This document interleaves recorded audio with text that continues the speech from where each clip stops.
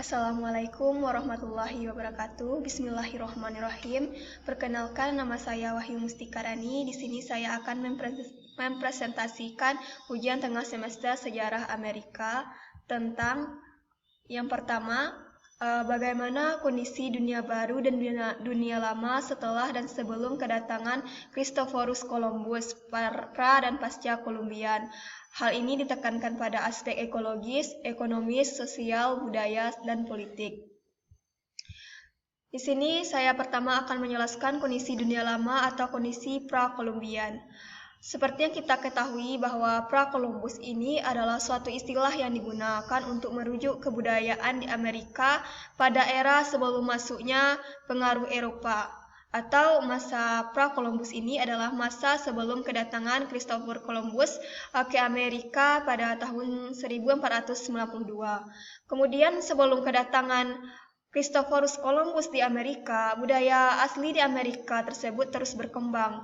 Pada saat itu terdapat beberapa suku atau peradaban yang terkenal di Amerika pada saat itu, seperti adanya suku Aztec di Meksiko, suku Maya di Amerika Tengah, dan Inka di Peru.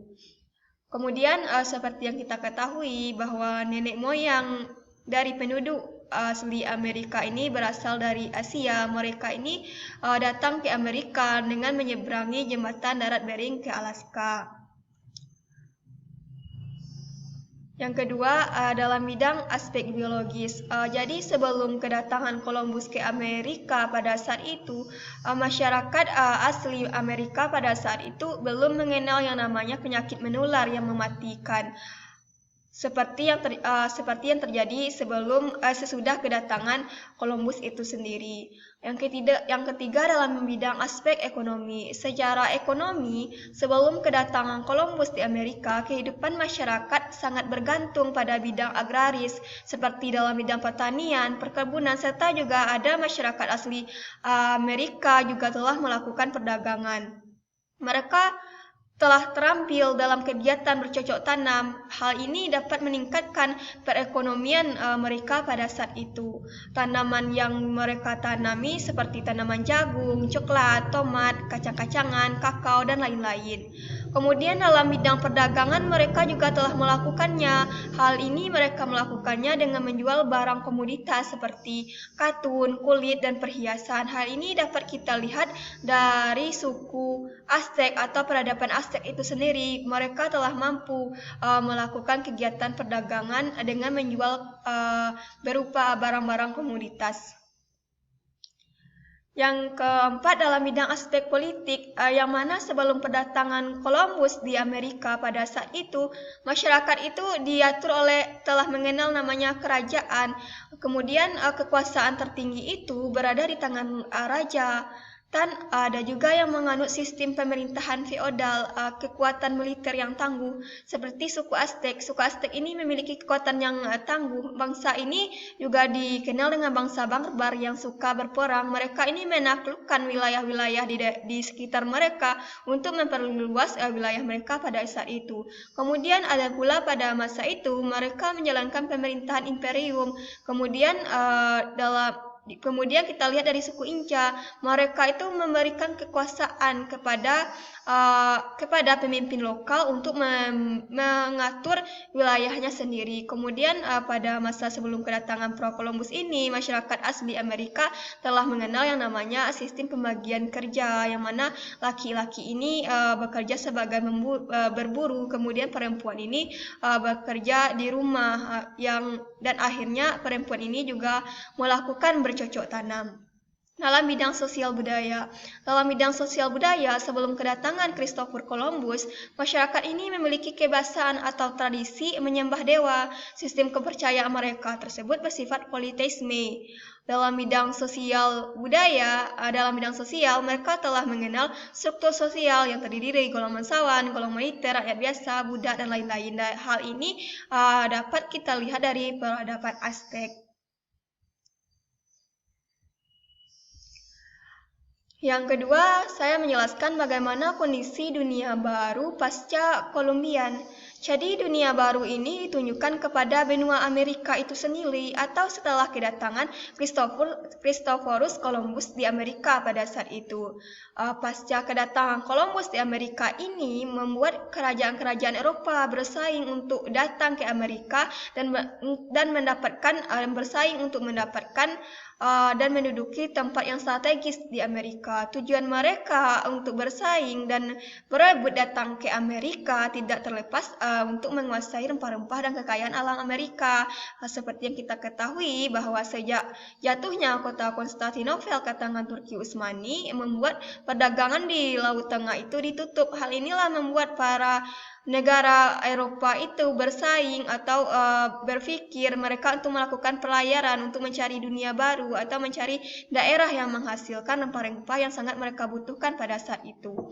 Kemudian ketika Columbus bertemu dengan penduduk asli Amerika pada pertama kalinya, kemudian Columbus ini menyebut mereka dengan sebutan Indian.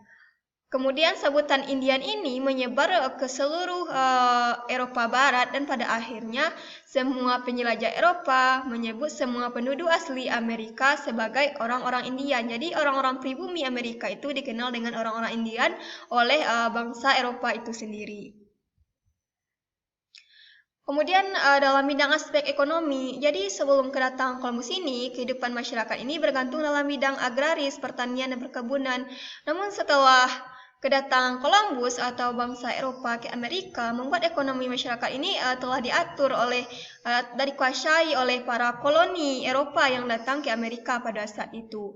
Dalam bidang biologis, yang mana telah masuknya bangsa Eropa ke Amerika ini membuat dampak buruk terhadap kehidupan masyarakat. Hal ini dapat dilihat turunnya kesehatan masyarakat karena bangsa Eropa ini membawa penyakit-penyakit ke Amerika yang penyakit ini penyakit menular yang mengakibatkan kematian pada masyarakat pada saat itu. Kemudian dalam bidang aspek politik, jadi ketika masuknya bangsa Eropa ke Amerika membuat sistem pemerintahan ini diatur dan berada di tangan para koloni yang menguasai Amerika pada saat itu.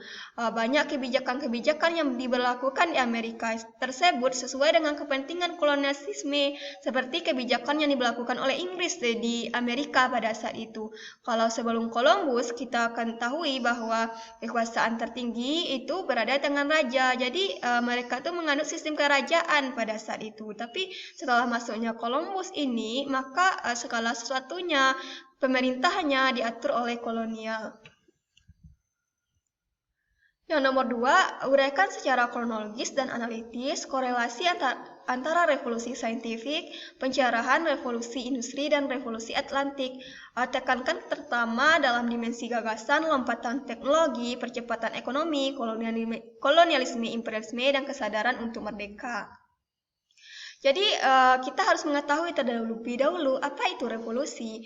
Revolusi ini merupakan suatu perubahan sosial dan kebudayaan yang dilakukan oleh masyarakat yang berlangsung secara cepat. Hal ini menyangkut tentang pokok-pokok kehidupan masyarakat tersebut. Kemudian revolusi saintifik. Revolusi saintifik ini merupakan salah satu revolusi yang menandakan bangkitnya kelompok intelektual atau pemikiran modern. Bangsa ini berpikir secara ilmiah, berpikir ke arah matematis dan mekanistis dan meningkatkan ilmu pengetahuan dan teknologi. Kemudian pencerahan ini awalnya terjadi di Eropa, yang mana pada saat itu sebelum terjadinya pencerahan ini segala bentuk kekuasaan ataupun lain kegiatan itu diatur oleh gereja. Jadi agama itu nomor 1. Kemudian setelah munculnya ideologi dan pemikiran yang ilmiah membuat masyarakat tercerahkan untuk melakukan perubahan ke arah yang lebih baik. Kemudian gerakan pencerahan ini memang terjadi awalnya di Eropa, tetapi kemudian gerakan pencerahan ini juga berpengaruh menyebar ke daerah-daerah lain atau ke negara lain, terutama salah satunya adalah Amerika. Kemudian dengan adanya pencerahan, kemudian revolusi saintifik, berkembangnya pemikiran modern atau ilmiah, kemudian munculnya revolusi industri. Terjadinya yang mana dengan adanya revolusi ini terjadinya perubahan perkembangan secara besar-besaran dalam aspek kehidupan manusia, yang mana pada saat itu ada usaha produksi beralih dari tenaga manusia menjadi tenaga mesin. Revolusi ini terjadi sekitar abad 18 di Inggris. Jadi revolusi ini awalnya emang terjadi di Inggris, kemudian perubahan ini juga berlangsung atau mempengaruhi daerah lainnya seperti negara di Eropa Barat serta Amerika Utara. Kemudian dengan adanya ilmu pengetahuan yang meningkat, adanya gerakan pencerahan atau keinginan masyarakat untuk berubah, serta kemungkinan dengan adanya pemikiran atau ilmu pengetahuan yang modern ini membuat perubahan kepada masyarakat yang menyebabkan teknologi berkembang pesat pada revolusi industri ini. Dengan adanya perkembang pesat dalam bidang revolusi industri ini membuat masyarakat atau negara lain itu ingin menyebarkan hasil produksi atau ingin menjajah atau memberikan hasil mereka kepada negara-negara lain. Itulah munculnya kolonialisme dan imperialisme. Kemudian dengan adanya kolonialisme dan imperialisme ini akhirnya dengan adanya revolusi saintifik, pencerahan akhirnya membuat masyarakat atau negara lain ini ingin untuk merdeka. Mereka ingin untuk merdeka karena adanya perkembangan ilmu pengetahuan, adanya pencerahan, kemudian adanya revolusi industri, perubahan teknologi inilah yang membuat mereka akhirnya ingin melakukan kemerdekaan. Jadi ingin mendapatkan kemerdekaan sendiri. Sementara revolusi Atlantik ini adalah gelombang revolusioner yang terjadi akhir abad ke-18 dan awal ke abad 19. Revolusi Atlantik ini dikaitkan dengan dunia Atlantik yang terjadi tahun 1760-an sampai 1870-an. Sekian, terima kasih. Assalamualaikum warahmatullahi wabarakatuh.